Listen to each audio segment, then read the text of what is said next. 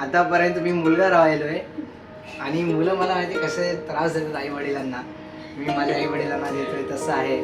पण आता ती जबाबदारी स्वतःवरती जेव्हा येणार की I will see how I fit in the shoes of a dad, ते बघायला लागेल. आली चाहूल कुणाची, हे डोल कुणाचे झुलते ग.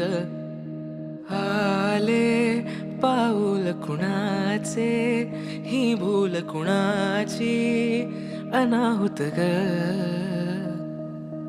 माझ्या मग्न तळाकाठी स्वप्न तुझ्यासाठी गिरवले ग.